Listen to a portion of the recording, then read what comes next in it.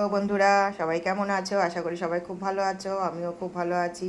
তো চলে এলাম নতুন দিনে নতুন আবার একটা ভিডিওর সাথে। আজকে রান্না করা দেখাবো না, বা রান্নার আগেও দেখাবো না। তো আজকে দেখাবো বাজার, তোমাদের দাদাভাই কি কি বাজার নিয়ে এসছে বাজার থেকে। তো দেখো, এখানে হাঁসের ডিম সিদ্ধ বসিয়ে দিয়েছি। বাবাই ডিমটা কি ফাটা কুসুম বেরিয়ে যাচ্ছে, দেখতে পাচ্ছি। দেখো, হাঁসের ডিম নিয়ে এসছে, সিদ্ধ হচ্ছে। আর দেখো এখানে কি কি নিয়ে এসছে একটা এঁচোড়, এখানে আছে ভেন্ডি।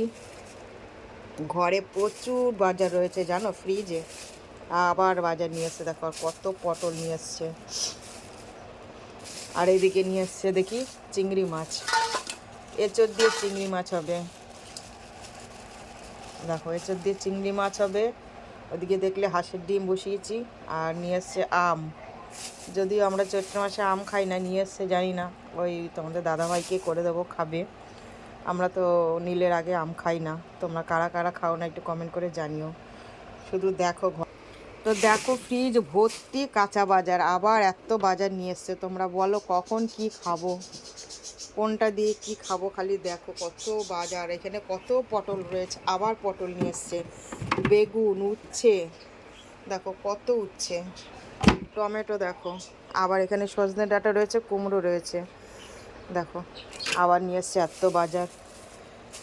আমাদের সামনেই বাজার, এত এত বাজার আনার কোনো মানে হয় না জানো, এগুলো শুকিয়ে যায়, বিরক্ত লাগে। এখানে আছে ভেন্ডি,